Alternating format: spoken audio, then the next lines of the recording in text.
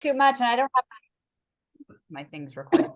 I don't have my sheet in front of me to kind of prompt me with what I would normally have, but just off the top of my head, not a ton to update on other than our leadership group. So that's the managers and our medical director and myself had a work session a couple weeks ago where we spent the day together, really sort of thinking about what are our areas of focus going into 2024.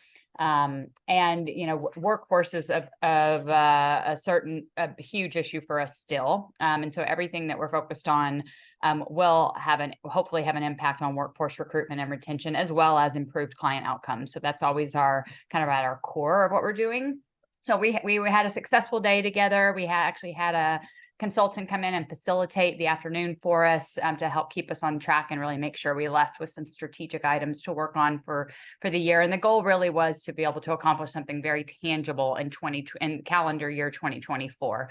So that was our focus, kind of focusing internally on what we have control over. There's a lot of external things we do not, but we came out with 3 sort of work groups that will be led by Kara, Kristen, and Adam, sponsored by, I should say, that's the term we're using. And so one was focused on reducing administrative burden, which is having a huge impact, as you all know, on our workforce recruitment and retention efforts, as well as utilization management, which is really looking at our caseloads, how we bring people in for services, how we discharge them out for services, how we have a better flow in and out of services, because as we know, the folks we're serving often are struggling with lifelong chronic conditions. So it's not a one and done type of service that we offer here.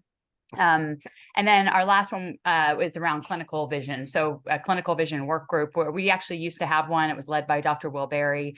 When we lost him and didn't have a medical director for a period of time, it sort of fizzled out. We're reinvigorating that because it's a really powerful group that focuses to ensure that everything we're deciding in those other 2 work groups and everywhere else doesn't have a negative impact on client outcomes and the clinical vision for our organization. So those are 3 very high level groups that will be working in 2024 to develop some very strategic outcomes that they want to accomplish in 2024. So we'll be updating this group as those work groups get developed and started, which will probably not be till January. So we're kind of in the developing phase right now. We have a strategic plan that we are creating to make sure we get those groups up and running by January. But that's kind of the main update I have for right now. If there's any other larger updates you'd like me to touch on, I'm happy to do that. Have any other questions? I had a question on something I saw. You updated the other committee on the housing project. Can't remember what it's called. Permanent supportive housing that was just dedicated the other day. Are you talking about that, Roger?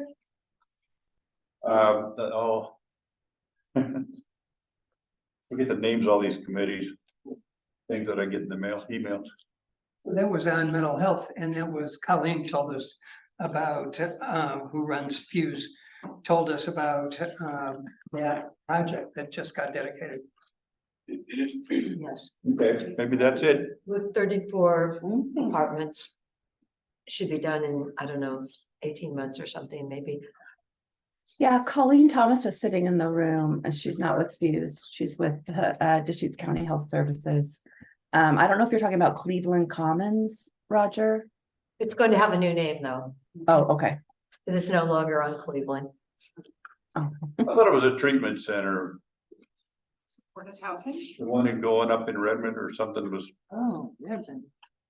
I wonder if are you referring to some of our projects that we're working on? These are through House Bill 5202 where we were going to develop an SRTF in Redmond with Best Care, but that project fell apart for various reasons. We regrouped and we're hoping to develop 2 adult foster homes, as well as there's a potential still of another SRTF project coming online. We're kind of very early conversations, but there's an organization that is interested in coming into Deschutes County to work with us to develop that. So it's, again, very early conversations, but and there's also conversations that are getting some traction around a child residential psychiatric facility. That was the one. Yeah, that one's been, you know, as you all know, we've talked about that for years. Right. We actually had some momentum a couple of years ago where the hospital has some land. We had some dollars. There were some state dollars that we could go after, and we felt like we were going to make some headway on that. And then the price tag for the facility came in at close to $30+ million, and we only had like, I think, 5 or 6 available. So the project died a couple of years ago because of just the enormous price tag associated with it. But it's gaining some traction again because there are some additional dollars, and there's an organization that actually does not need costs necessarily to come in and develop that. They have some internal resources. So there's the conversations have begun again, the state's involved, and the hospital is still willing to give the land for that project. And so we are really hopeful about that. And because as you all know, we desperately need child psychiatric beds in our community. Okay, thank you. I think that'll be something we look a lot to next year as one of the housing is one of the, probably take a lot of time. Okay, forget to get approval of last month's minutes. I always forget to do that. Anybody read the minutes from last month? So move. Second, All right, we done. so then we actually need to vote on it after we've. All in favor of approving the minutes? Is that what you think? Mhm. All right. I know, we never do that part, but we really, it is part of the game. To follow the proper rules. Yeah, good to know. I've read Robert's rules once. They're pretty involved. Okay. Thank you very much, Holly. Wasn't expecting you to be here.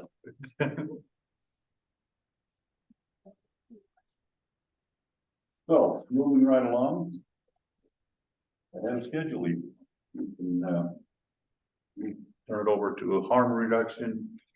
This side of the table. Captain Schultz and his opportunities later. All right, great. I will share my screen because we have a few slides.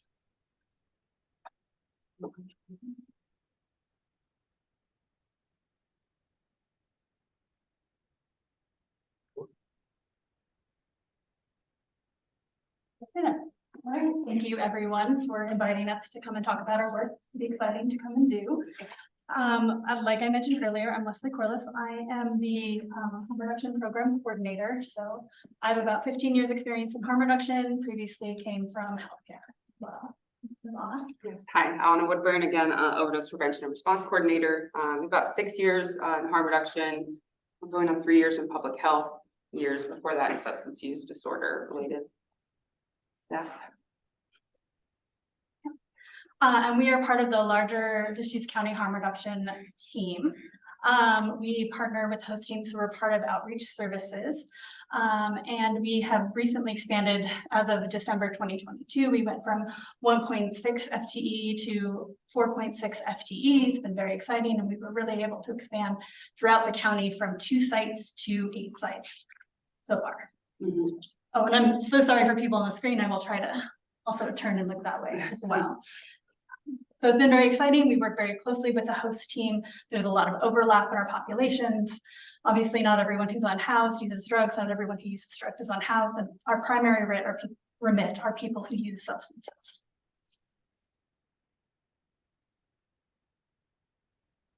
So we are funded through the Deschutes County Behavioral Health Resource Network, so a BURN grant. And this is a public-private partnership through the state and Measure 110 funding. So we partner with other organizations both within and outside of the county, so the Crisis Center, Best Care, Ideal Options, Healing Brains, Rimrock. There's a whole consortium of people working together to develop community-based supports for people who use substances. And the services include screening for health and social service needs, healthcare needs, low barrier access to substance use treatment, and gold standard treatment, or whatever is best for that person. Harm reduction services is a big part of what we do, in addition to sort of early screenings and peer support services. So all of this is part of the Behavioral Health Resource Network grant. And I always like to try and define harm reduction early on, because there's a lot of different ideas about what harm reduction is. And really, in a lot of ways, it's just a set of evidence-based practical strategies and ideas aimed at reducing mortality and morbidity, specifically related to substance use. And so that really is looking at decreasing additionally healthcare costs, the impact of substance use on individuals and communities. And then, of course, the most important part of harm reduction is preventing preventable deaths, which really is what we are all here to do. And really like to talk about the intersection of prevention and harm reduction efforts. Prevention and harm reduction are all sort of part of the continuum of recovery. So we have early preventions, we're looking at primary prevention. We're delaying or preventing the initial use of substances as we can. Secondary prevention is early detection or reduction of substance use, problematic substance use, once problems have begun. And then tertiary prevention, definitely more towards the harm reduction end, is preventing further deterioration or death, or helping folks move. We know that substance use isn't static, it isn't consistent, there isn't necessarily a linear path across life, right? So it can move back and forth with people, and really harm reduction is trying to find those ease points to help folks increase their capacity to deal with substance use as they can. And then, of course, it is a very well-researched, evidence-based strategy. These strategies were initially developed by people who use drugs and other people at increased risk in the setting of HIV. So really folks working together to care for each other. And then, because it was so effective, adopted a public health strategy to address potential harms related to substance use and influences behavioral health treatment as well. Harm reduction therapy is a modality and is part of what we do. And we sort of unconsciously do this in other ways in our lives, right? We don't think about seatbelts as harm reduction. We don't think about sunscreen as harm reduction. We don't necessarily think about things like insulin as harm reduction, right? But like that is preventing further deterioration, right? And then it really is about saving people's lives through their definition of how they want to maintain the quality of their life. And it's really impressive, right? 83% increase in survival rate when bystanders are trained to administer naloxone in the setting of an opioid overdose, right? There is a 50% reduction in HIV and hepatitis C infections in areas where there are harm reduction programs. And then latest evidence shows that people who engage in syringe exchange programs or harm reduction programs, and you'll kind of hear those terms interchangeably, but really the expansion, the idea is to really talk about harm reduction, but folks who engage in these services are 3 times more likely to stop using drugs. So what does that mean? What are some of these practical strategies? So again, the thing that everyone really talks about or knows about is syringe exchange. So safer use supplies, education, knowledge tools to decrease the risks or mitigate the costs of HIV and hepatitis C transmission, skin and soft tissue infections, endocarditis, and other potentially associated illnesses.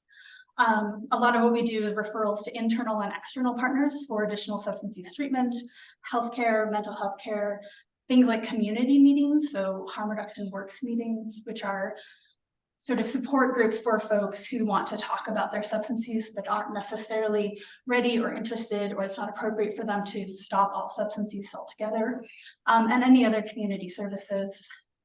We do a lot of coordination. We're working right now with the medical examiner's office and EPI and the public health prevention team on doing surveillance around overdose. So not just monitoring overdose deaths, but overdose reports as they come into us.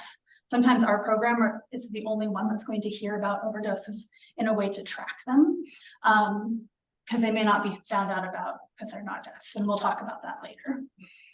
So a lot of coordination for surveillance and monitoring for spikes and things like that. And then obviously overdose prevention, recognition and response tools like distributing naloxone and other tools necessary needed for opioid overdose. And then of course, there are lots of other kinds of overdoses, right? So helping folks understand how to deal with things like stimulant overdoses, or folks ask us questions about alcohol overdoses. Like, we're available for all of those things. And then a big part of what we do is community and connection. Fundamentally, our work is about trust building, rapport building, and building community with people who use drugs, and folks who have been marginalized from other avenues of care, or who don't feel like they can yet access other avenues of care. And so what we're able to do with our trust building, and we've done it probably countless times, are sort of warm handoffs to other organizations to be like, it's okay, you'll be taken care of here. And really help people understand that care is available to them. And then community building within other organizations as well. Since our expansion, we've done more than 20 Narcan trainings for both internal organizations and external organizations in the community, so that everyone feels more prepared and less scared about responding to opioid overdoses. And that's places like Best Care, and OSU Cascades, and the Latino Community Association and the Kids Center. So places where there's overlap and intersect with people who use drugs, because that is functionally everywhere, right? And so that's sort of where we really work. And you can see a picture here of the little stand we set up for International Overdose Awareness Day. That was on August 31st. And we talked about all kinds of overdoses. We had education available to people. We had, you can see on the side there, a whiteboard where folks could write down the names of folks that they had lost to whatever kind of overdose, and a little notebook where people, if they felt comfortable, wanted to write their overdose stories by either having experienced or witnessed or responded to an overdose. And it was very moving, and we reached a very different population that wouldn't necessarily come find us, because our program is built to reach folks who have the least right now, and the least access and tools and resources. And so we want everyone to know that they can come to us despite where we're located. And we do have a mixed model as we move through the community. We're both in permanent locations, so we're site-based and mobile, depending on where in the county we are. Really working to either meet people in encampments, if that's the best place in that area, or have a spot for folks to come into this building and access us. And then you can kind of see a little bit of information here of what has happened. We're looking at January of 2021 through June of 2023. So through Q2 of this year, we're still working on analyzing the data for Q3, of course. But like looking at the comparison, you can see we have almost doubled just in the first half of 2023 who we saw for all of 2021. And that's really because we're in more places, we're more available to people, more people know that they can come reach us.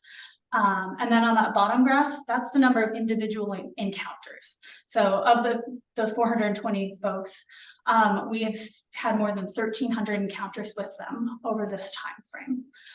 And that is really happening over 10 to 16 hours a week, because that's when our services are. We've had well, certainly more than 1,300 encounters since June. Yeah. And then Anna's going to talk a little bit specifically about our naloxone program. Yes, hi. So what is shown here is naloxone kits distributed, which, you know, we use the phrase kits because each box comes with 2 doses. So it's just so that the verbiage is concise. If I say I gave someone 3 boxes, that's 6 doses, right? So that's why it's, you know, stated that way. Each kit would contain 2 doses of naloxone, instructions on use, information on Good Samaritan laws, and a never use alone hotline card. Is everyone familiar with that? Yeah. So when we distribute naloxone to either an individual or an agency, we provide a naloxone training and an overdose, you know, kind of what to spot if someone's having an overdose, what to look for, and how to respond with and without naloxone.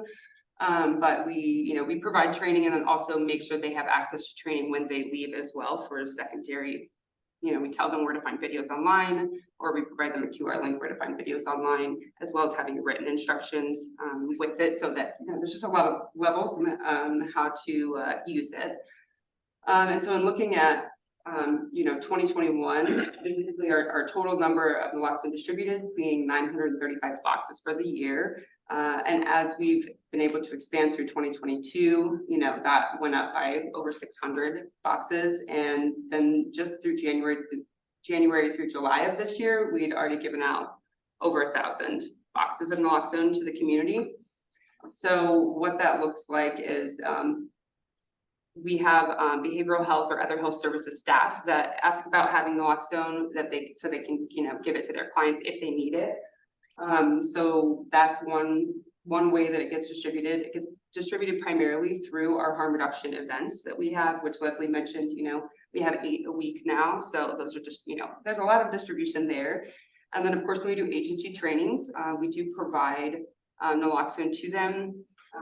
As things have shifted since we've been able to expand, we really focused on building sustainability with other agencies to be able to purchase their own naloxone and add that to their budget line. So often an example could be if someone asks for a training, we'll do the training and make sure they have enough naloxone for their AEDs or their first aid kits, and provide them with a guide on where to purchase or apply for clearinghouse dollars for naloxone.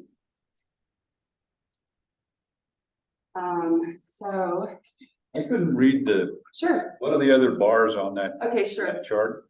So the first one on each of those little sections is the total amount of naloxone distributed. Right. And then next to that is distributed by other staff, other health services staff. So that might mean, a behavioral health provider asks us for naloxone so that they can have it on hand for their clients if needed. And then delivered, the third one, which is kind of the mustard yellow, Dijon mustard yellow bar. And that's distributed to partner agencies. So if someone like OHSU asks us to come and train their RAs on naloxone, we provide them with naloxone to have for their AEDs or their first aid kits. And then the third, more red bar is boxes that are distributed at our harm reduction events. And so that's just duplicated for 2021, 2022, and the first half of 2023. So are those in addition to the gray bar or part of it? The Part gray bar of is the total, yeah. Gray bars total, and the other parts are it's broken down. Thank you. Oh, sure, So, this is showing our naloxone program enrollments, for 2021, 2022, and the first half of 2023. So, these are people that have, never gotten naloxone from us before, is when we have an enrollment, which is where we get more demographic information about the person. And so in 2021, we had 91 for the year, 2022, 132 for the year, and then 2023 so far, and just January to July, 333 new enrollments into the program. And of those new enrollments that we experienced in Q3, with our preliminary data, we don't have it all taken care of yet.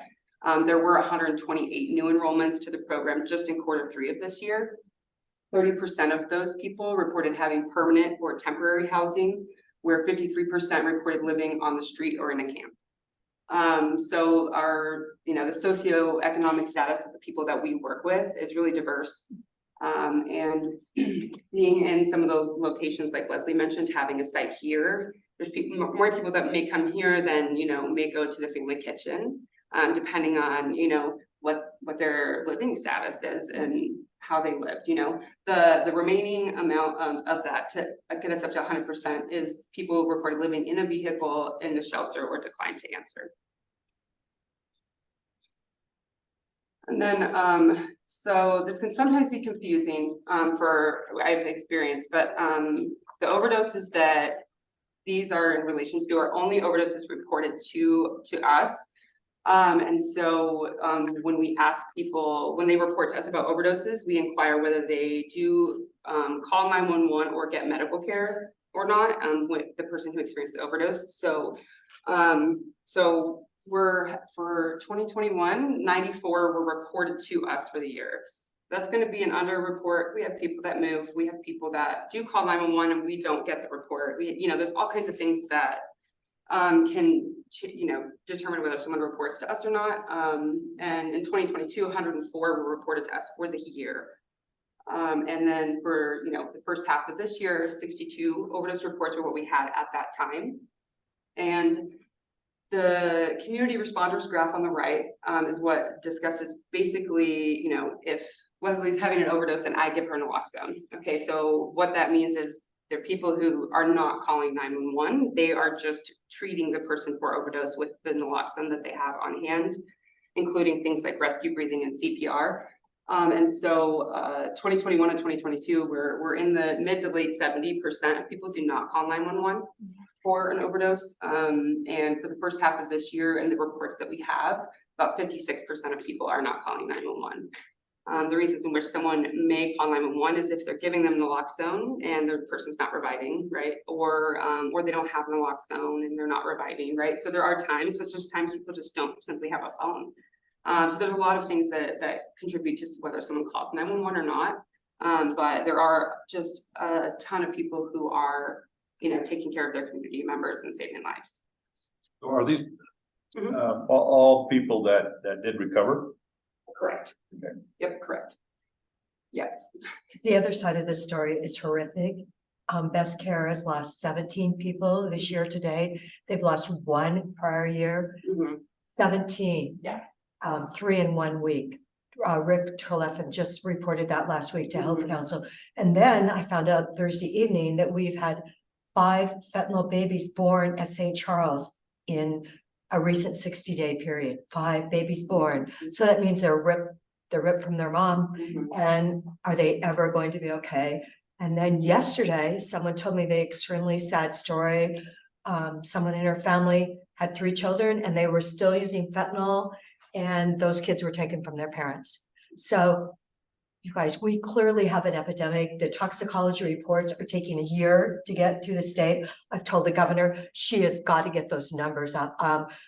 The comment this morning, I had Nick Lilac was meeting with Steve Gunnels, because we're talking about what do we do about Measure 110.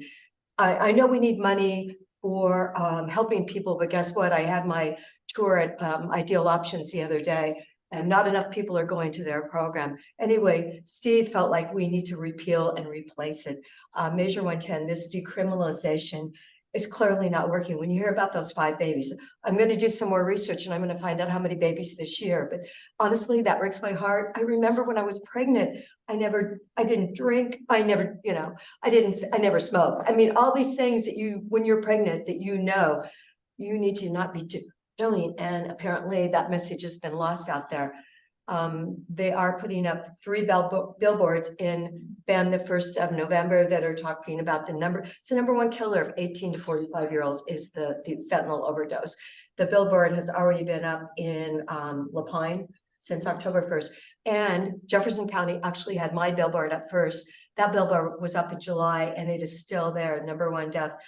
Thank God the Jefferson County Health Department felt it was it's critical. For some reason, people don't understand that you can just get a teeny bit and it can kill you.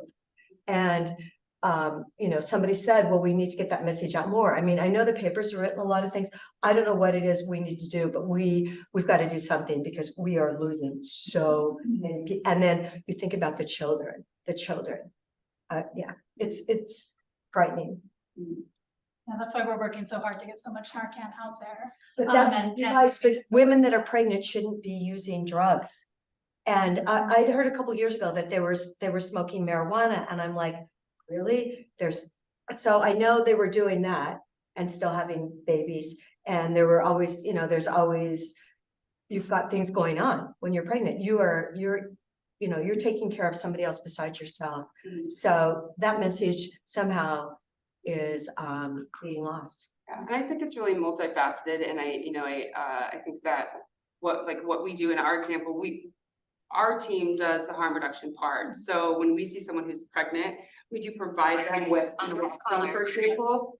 But we also connect them to the moms program, right? Or we still connect and refer to people because we don't do the treatment part, you know, that's not our job, but then what we refer to the people who do help in those ways with, you know, so.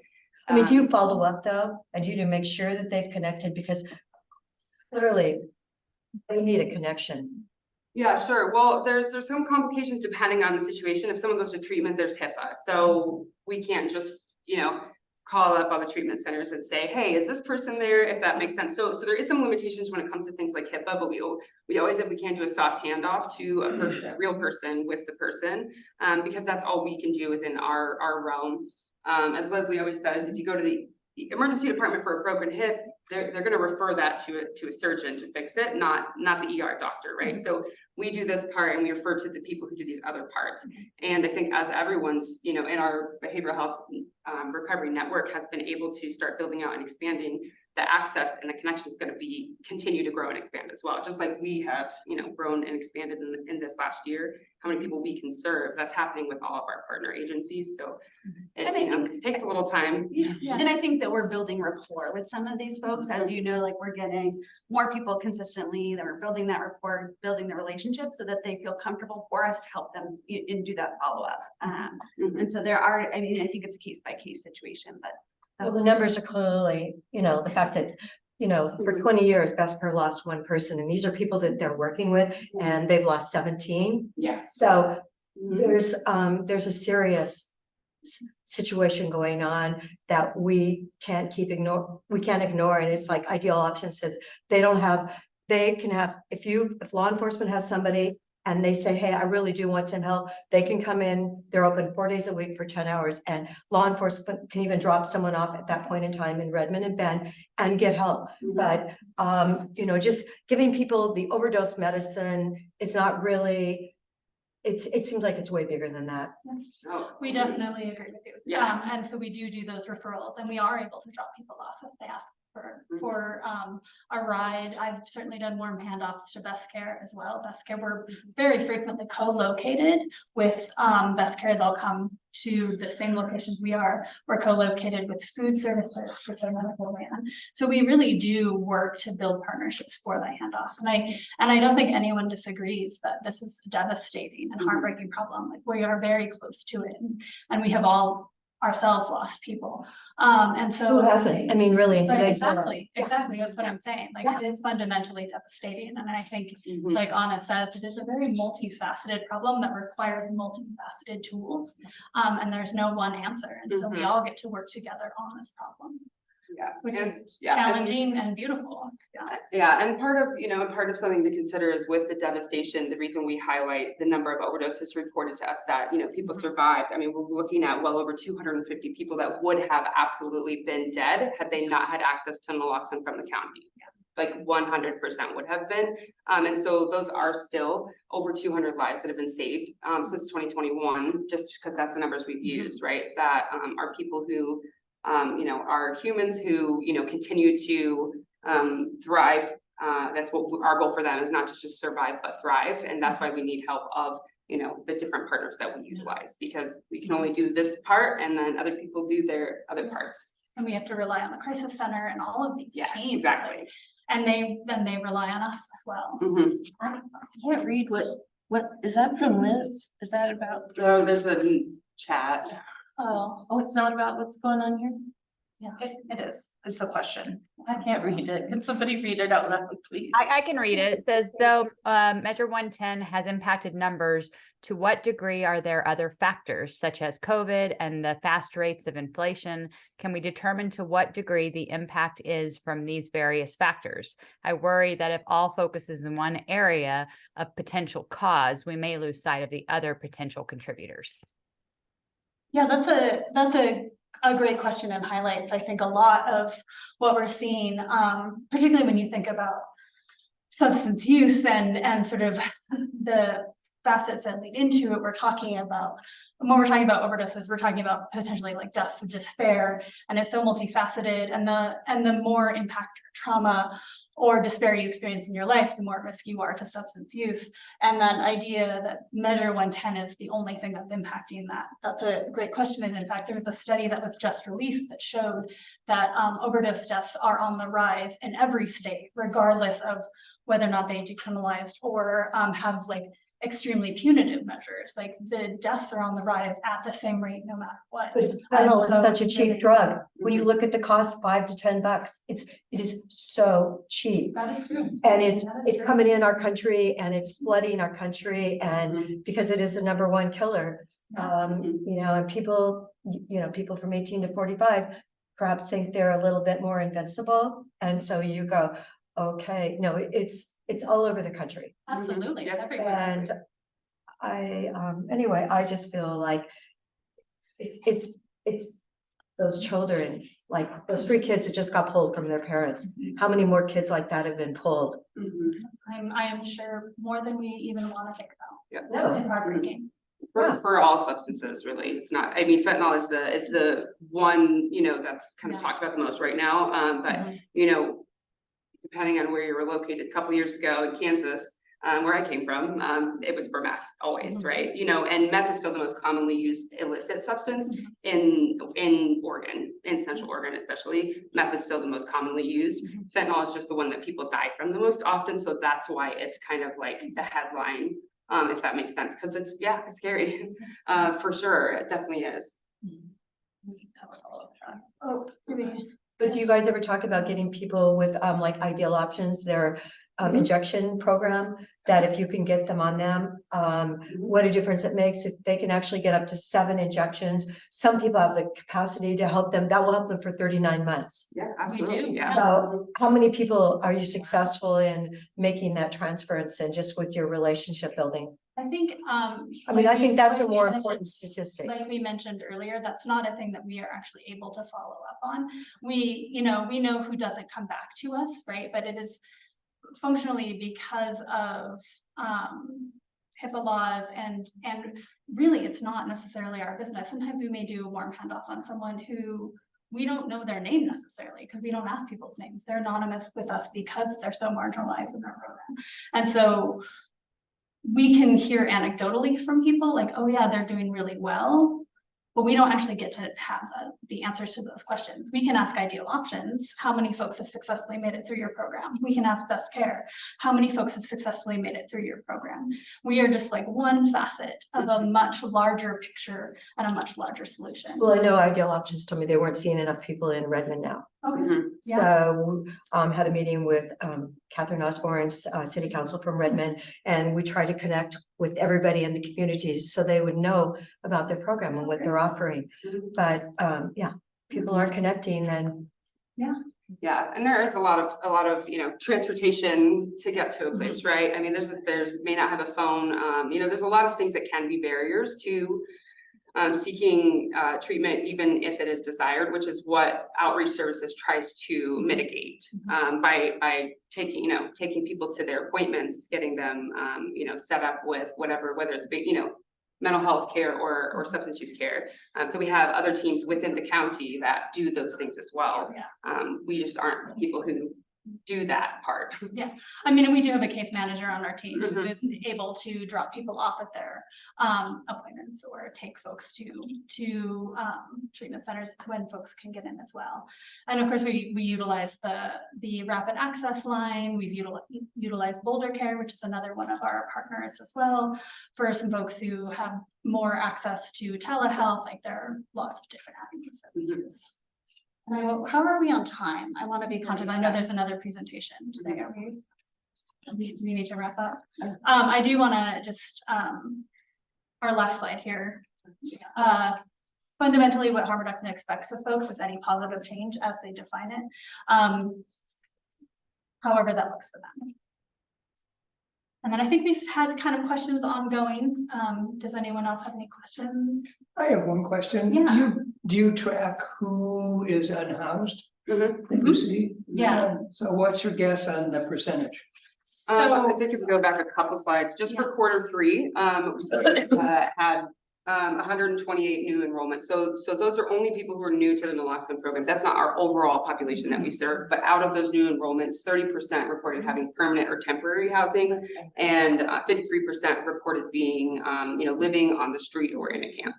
And we were aware that that is not representative of everyone who we should be serving and everyone who uses substances. That's as much a function of where we locate our services. Yeah, exactly. And so as we get through the end of the year, we'll be able to see, fully with everyone who enrolled in the program, totally what their housing, status was. And we do this quarterly as well, but being able to look at it for the full year was really helpful for us to target different maybe geographical areas or different sites as well. Colleen, do you have anything to add to that, or? Yeah, I mean, I think Leslie hit it in the beginning that not all people who use drugs are homeless and not all homeless people use drugs. And so I think the purpose of our program is to be serving the most vulnerable.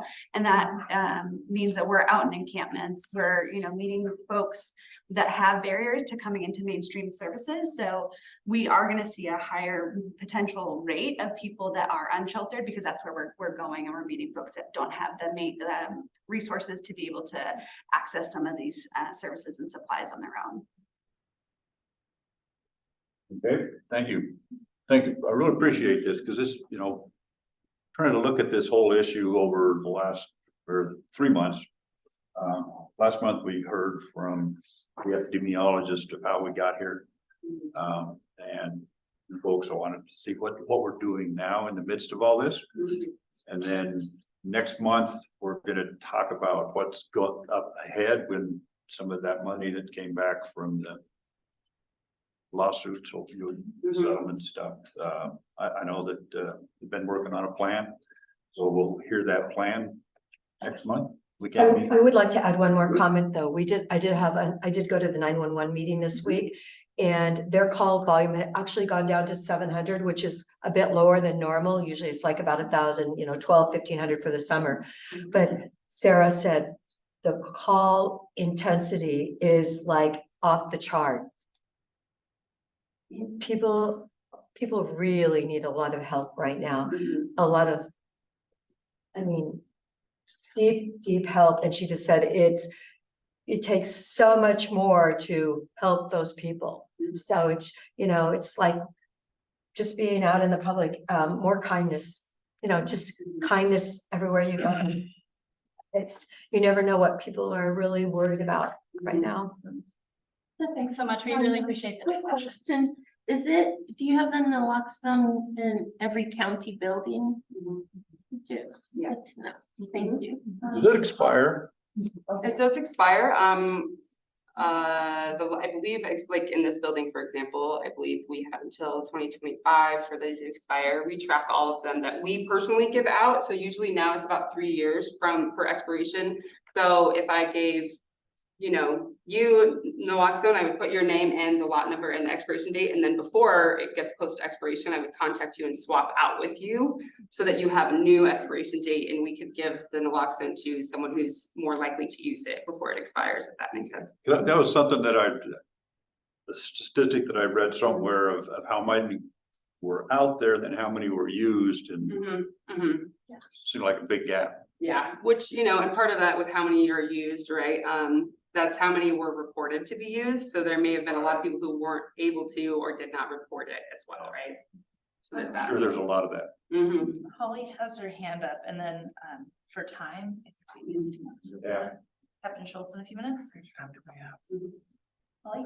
Just a couple things, just so this group's aware, we're aiming for October 30th to get on the Board of County Commissioners agenda, where we're going to talk about the Behavioral Health Resource Network, also known as the BERN, for Deschutes County, and what that means, what that looks like. Obviously, our program, like Leslie mentioned, is one piece of this larger, more robust set of organizations working on this problem. So if you're interested in tuning in that day, you can hear kind of what all the other partners are doing as well around this issue.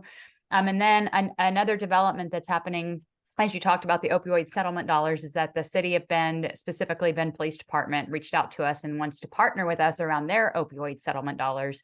And looking to potentially, this is all early conversations too, of embedding a peer support specialist in the emergency department to follow up with people who have overdosed and been brought to that setting, so that engagement, rapport building, and follow up, warm handoffs and referrals can happen from that point of contact. So lots of moving parts, but just wanted to update you on those.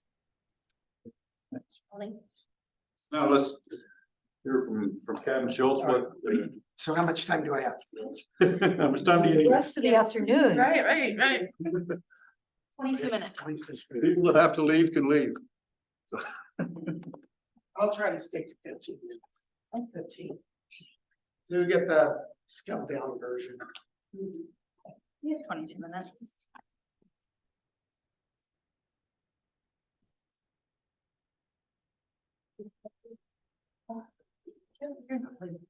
I've got my shoes on.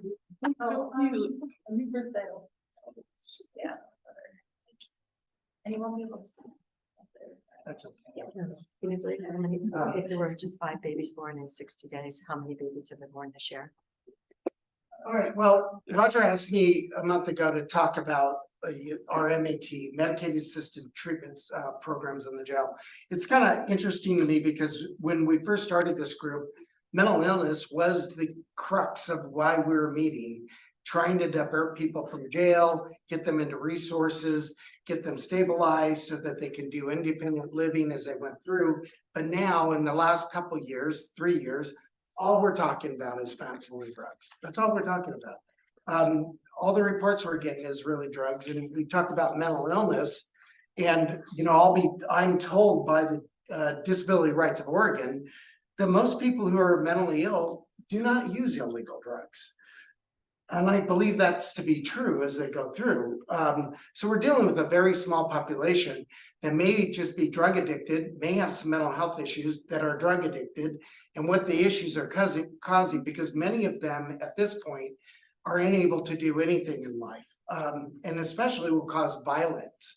We're seeing more people that will go with addictive issues at St. Charles. The next thing you know, we're being called to take a police report because of assault issues. We're seeing kids, all these type of things where more violence in our community based on it. So now all focus is on drugs.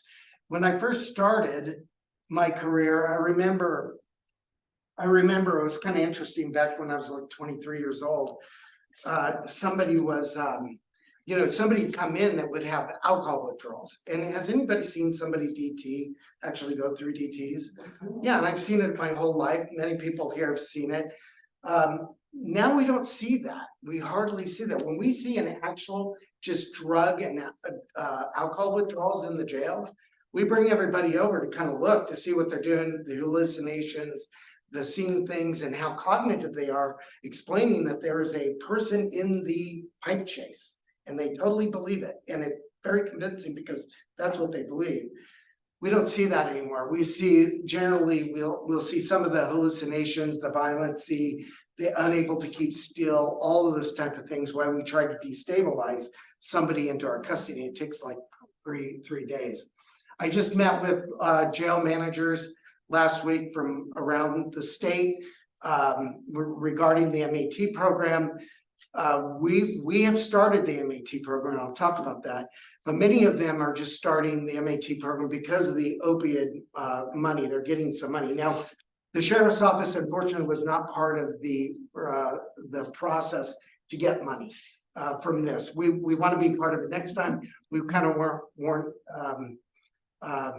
didn't have the knowledge that, hey, this money's going to be delivered. What could you need in the jail? We certainly have a lot of needs in the jail that we could figure out on how to use that money. Hopefully we'll get involved in the next go around when money comes through.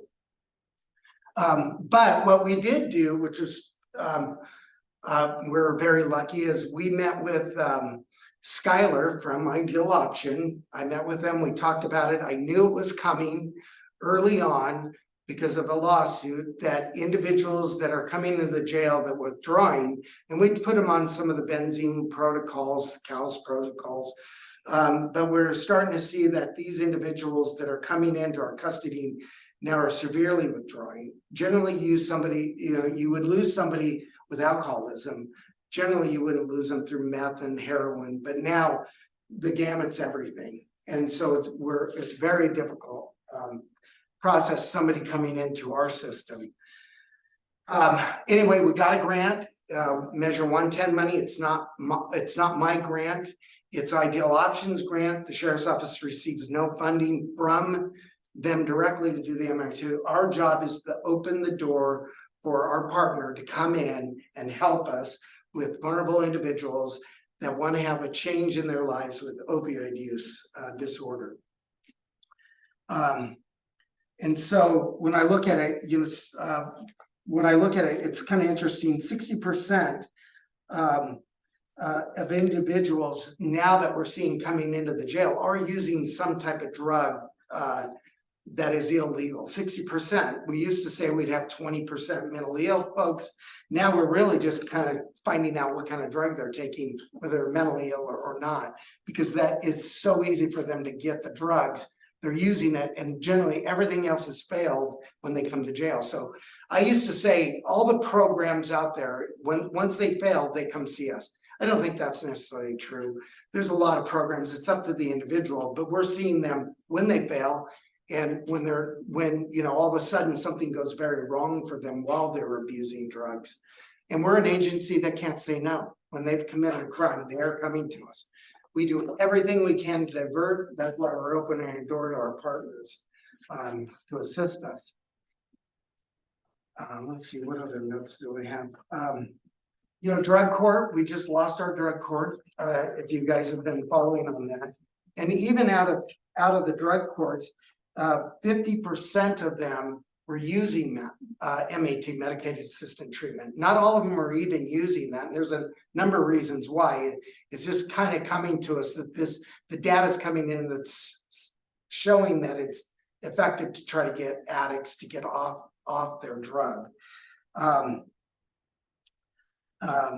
It's been slow to come to the criminal justice system, as we've been talking about this for years, but now we're starting to moving to it. Jails around the nation through the National Institute of Corrections, 15% of them are now starting to use MAT. They're struggling with funding because nobody wants to invest in the jail. And that's why we're looking for all other avenues. Many of my partners with the opioid lawsuit money, they're able to get MAT through that.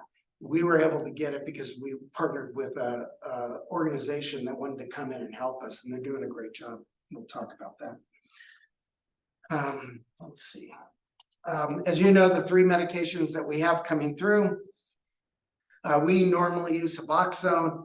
The drug that we like the best is Sublocade that we use. We don't use methadone because that's very difficult for our provider to get the controls of it, since it is a synthetic heroin, an actual heroin through. And we also use naloxone quite a bit. And if you've never have done the spray to individuals, it's amazing what happens. I've done it a number of times. If we brought in a paramedic, they would tell you almost every call they're going to is they're using, naloxone to go through and try to revive people. But it's kind of interesting how it goes through, because when we first started it 3 years ago and they're coming through 1 or 2 sprays, boom, they pop right out of it. That's not happening anymore. It's like continuous use. And we'll have like 10 people over them pulling out our stacks to get them through, waiting for them to come in to try to get a drip of naloxone through it as they come through. I could talk all day on it. And of course, many of these drugs, the nice thing about these type of drugs is not only does it stop their withdrawals, would help us, but it stops your cravings too as they come through. Let's see my next slide. Some of the concerns that we have is substituting one drug for another. I get that all the time. I still have staff that will come through and say, I'm worried about this. We're bringing these people in and all we're doing is just getting them off one drug into another. And that's true. But the problem is once they're addicted, to get them off that drug is so difficult. And we know, somebody said, well, I think you guys said, well, the nice thing about Suboxone, some of the drugs we're giving them, it doesn't kill them. So when I talk to my staff and I educate them, hey, we need to start moving towards this direction, because if they get fentanyl in our system, we know they're gonna die on the overdose. We're not gonna see them in time, you know. But the Suboxone, if they come in and they try to, they're hiding that drug is not gonna kill them. And it could help them go through. So we're training our criminal justice teammates to do it. There are some high costs associated with the medication and the process in the jail. To get it, we talk about staffing. One of the things with Ideal Options, they provide us 2 nurses. The problem is we can't find nurses. Now we're still doing the program. We had a nurse that we started it, and they went off to bigger money because, you know, the hospital St. Charles we saw 2 months ago, you know, them increasing their costs, and some of the private sector can very quickly overcome the pay gaps. Where government work, it takes a while, and especially when you're unionized, try to move through what's fair, and that takes negotiations, but they're seeing that pay raise and they're immediately leaving. Despite of St. Charles trying to get more nurses with the pay, they're still struggling. So I don't know if that's one of the big issues. It's just, there's so much need for it. It's going to be difficult for us. We use, in fact, let me see what our slide is. We use, when somebody comes into our MAT program, we screen them right at the booking area, and we know the drug users, we know the ones that, you know, it takes 3 days withdrawal. And we'll try to get them scheduled into our program. And right now we have about 10 people on our list. We probably have a 50 to 75 waiting list. We try to deal with the individuals that we know that are going to get out within a 30-day period, especially after they've gone through some type of withdrawal. We know that for sure they're on opioids, and we're able to communicate them. It's just not mental health. We'll get them on the program, and then we'll get them on the warm handoff. In the day, it was all about treatment first, medication second. Now it's all about medication first, treatment second. And sometimes it's just the medication. Get them the medication so that they can start cognitive realism. They don't have this type of life, and we can take away the cravings and get them started in real life. Our partners with Ideal Options have been wonderful. I don't know if many of you know Josh Lear. I know Patty does. He's you know, I would call him a friend of mine now. I've worked with him, saw him in Multnomah County when he was younger, in prison time. And he's one of the big helps coming in to educate my staff. It's a kind of amazing. If you do see him, he's very scary looking, right? Would you say he's scary? If you first met him? I don't know. I sat with him last year at the prayer breakfast, and Yeah. anyway, yeah. He's No, all but listening padded to up. his story though, that's why it's so impactful, knowing what he's come from and what he's trying to do. And yeah, I really appreciated the other day when he made a special trip over and, you know, spent an hour and a half with Catherine and myself. And they brought over actually Heather Doherty, who ran the drug court over in Yamhill. And we were talking with the judges the other day. We've got to get that drug court back. The family drug court was something that really worked here. And the fact that we had to let that go, it really, it broke my heart. So trying to bring that back because of Ideal Options was offering. It's all about diversion. And Josh is a true survivor of it. He, I know him in Multnomah County when he was a gang member, you know, white supremacies, he's tattooed all over the place, big guy. And in his day, he was very difficult to take down. But and now he's a friend. I bring him into the, you know, into our lunchroom and talk to folks because he's a partner with us, and he thinks it's the greatest thing in the world. Every time he comes in, he wants to get a picture with one of us because he wants to show his kids that, you know, hey, look, I'm working with law enforcement, and saved his family. He did 10 years in the pen over drug issues. It was purely drug issues and going through some things, but he's a survivor and he educates a number of people with that. And I could tell a number of stories of individuals that have been in the jail that have went through the RMAT program and that are doing fine. Sometimes they don't, but the key is to get them right back on it so they can continue their lives and get their families back, right?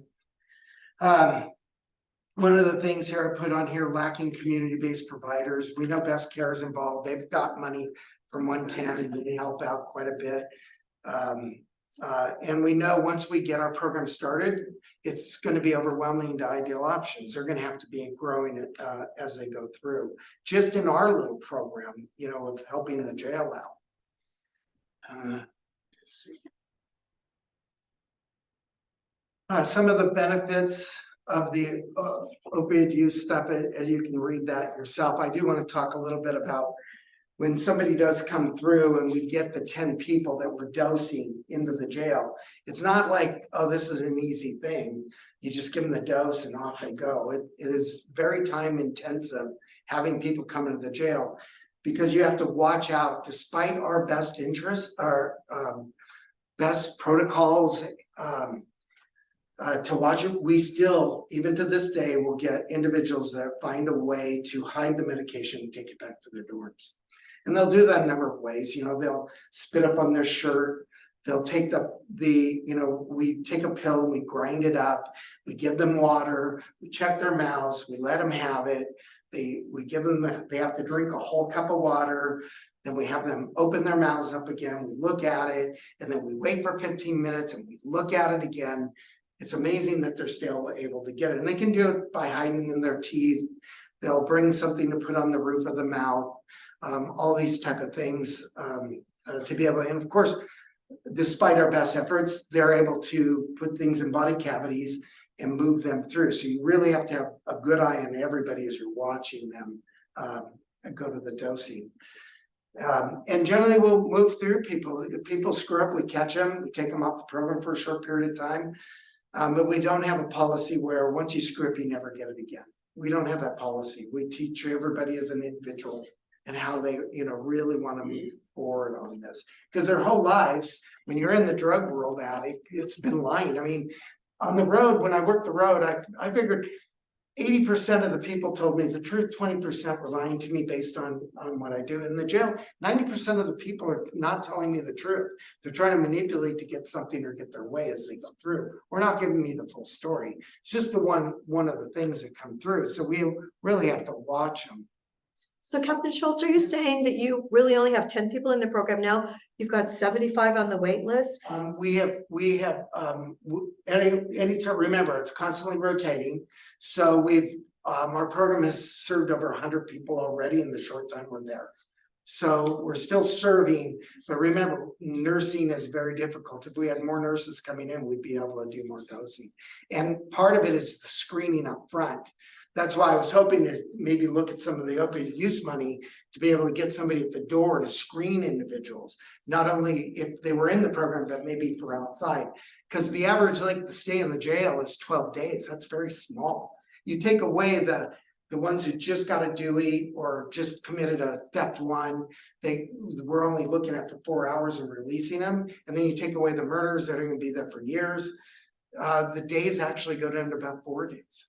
So we'd like to be able to screen everybody coming in so that we don't see that turnaround. We know people that are struggling with fentanyl are going to be frequent flyers, and that just wastes everybody's time. We're just what are we good for? We're just processing through. They go out, they come back in. We're not changing any behavior that way with it. Or parole and probation may be struggling. Try to get them in, because we have a great opportunity, the most vulnerable, to say, hey, we've got you here. We want to help you. We don't want this. Are you going to help us? Now, some of them, it's a lifestyle. That now I'm not going to, when I get out, I'm going to continue doing this. We get that as well. I don't believe anybody wants to be homeless. Everybody wants a shelter. So I don't believe that. But you'd say, well, based on your actions, this is why you're homeless. So you must want to. Still don't think that. I think they just don't know how to cope. And that's why services have to come forward, right? Where are we at? We got 3 minutes. One of the things that why it's coming to a jail near us is a couple things. The first thing we saw after we got our program, the federal government did a lawsuit with, I think, one of the New York right here, New York. I don't think that was the one. A person came in that was on MAT, medicated assisted treatment. Well, the jail's policy is we don't give them that drug. Courts got involved and said, no, you will give them this drug. And so it required them to do that. So we're seeing that quite a bit. when the ACLU or the DRO will come in and say this drug is important to them, we have policies, we won't do it, the court gives us a court order to start doing it. The other way that's happening is legislation is coming down now. And I think Oregon is working on it. I heard that at my last conference where the politicians are now saying, we're going to mandate jails provide MAT program as they go through. So we know that some of these lost processes are coming, and it's going to change the action of all our jails. Like in Oregon right now, a number of us were able to do it. It's very expensive. I was able to do up a grant. Some have medical providers that are not connected to their office. It's connected to a vendor, and they're paying $1 million more to be able to get that service. And then there's some counties that are so small, there's nobody there to do this type of operation.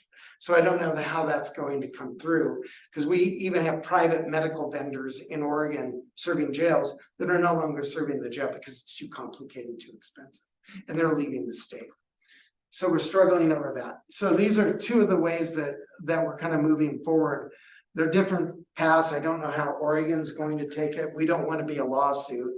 And I know the state is looking at it. For Deschutes County, rest assured, we're on top of this right at the beginning. We're on top of COVID, where we had a great plan on assisting people so we didn't overcrowd our jails. We have a great plan with probation and pretrial release, where we're not overcrowding our jails to make it do, because once you're overcrowded, you start seeing all sorts of failures. And most recently, our sheriff has, and I'll tell you, this is coming from him. It's top down. You don't do these things where a deputy or a captain says, I think we need to do this. When you start bringing in medicated assisted treatment, because it is very difficult and management intense, it has to come from the sheriff, and he has to give you resources to do it, which our sheriff has done that, to bring it in. And so we're at the front of this, although we could do better, and we're trying to do that with staffing. We have the money to do it. We'd like to get more staffing, so we do it. Warm handoffs are very important. We're one of the few jails in the state of Oregon that actually hires a person, a behavioral specialist, a social worker, to deal with our most vulnerable, to give warm handoffs out in the community. Working with Stabilization Center has been so beneficial to us. St. Charles has. Even the drug and alcohol programs from Sally Pfeiffer and some of the others to give them housing when they come through to stop the recidivism. And most jails aren't concerned about that. You bring it to us, we'll deal with the court. But I think in Deschutes County, I think you can be proud that we want to be part of the recidivism to get that lowered as much as possible, to make these individuals stop whatever behavior so they can be productive. I went through it pretty quick. I don't think I have anything else, except I do want to say one thing about the Guardian Angel program that Commissioner Dare talked about. We started that before the MAT program with the Ideal Option, that if I go out to a call, I won't, because somebody does. One of our deputies went out to a call, and say you're a parent of a kid, 21-year-old, even a young kid, that says, I just caught fentanyl on my son. We go out, in the day, we go arrest them, bring them to jail. Our job is not to arrest at this point. Our job is, you want to go to Ideal Option, we will take you there. If not today, we'll have somebody call you in 5 minutes. We will get somebody contacting you. And with that, if you're looking for relief, we'll help the parents deal with that, because no parent wants their kid in jail unless it's the end of the road. And then and for us, it's very difficult and we're not a hospital. We're not a clinic. We're really there to get people through the court. And, I worry every day that comes through, somebody's going to commit suicide over opioid use. Despite my best efforts getting people, the deputies, we do not only medical checks individuals that are withdrawing every day, every shift. My sergeants have to check in with them every day and just say, how are you doing? Because a suicidal ideation can come in a second when they're going through. And that's who we miss. The people that are hanging themselves or killing themselves in jail generally are overdosing or don't want to go through the sickness again. And I could stop it. I can't say I can't. I could put one deputy on every inmate that comes through. Now, that's not cost effective. But I do know for every death, I ruin tons of staff members. They hate it. They have a duty, they care about it. Anyway, that's what we have. I kind of gave you the data on our plan. You know, we're servicing people coming through, and it may be more than 10. I just know we're trying to keep it to that and rotating people out. Sometimes somebody qualifies for it, but they have charges with us and with another county. If they have another county charge and that doesn't have MAT, we don't put them on it because they're not going to get it at the other county. So we're hoping other counties get involved so we can get them started right away. Anyway, that's all I got. Well, thank you very much. Wow, thank you. Yeah, wish you had more time. No, okay. This is just such a big issue. And I don't know what we can do as a board. Maybe we'll figure some of that out next month when we have a little higher level and what's going on in the future. But it's very important. One thing that Mike mentioned, you know, 5 years ago, 3 years ago, whatever, when we asked him to come be part of this board because we needed that law enforcement connection, and back when I got involved with all this, the jail was about the only access to mental health services. You know, if you say nobody wants their kid in jail, but you had a lot of NAMI meetings, people were just so relieved to get their kid in jail. Because now they knew where they were, for one, and they were gonna get some kind of service. And it was really difficult. I mean, back when Amber was doing the Mental health court. mental health court and stuff like that, before we started a real access program and things like that. There's two good articles, if anybody still takes the paper, what they call the paper now is online edition, but there's two articles in there today about this issue and the legislature meeting around this issue. And I guess Holly witnessed or testified before that committee a couple of days ago. Is that right?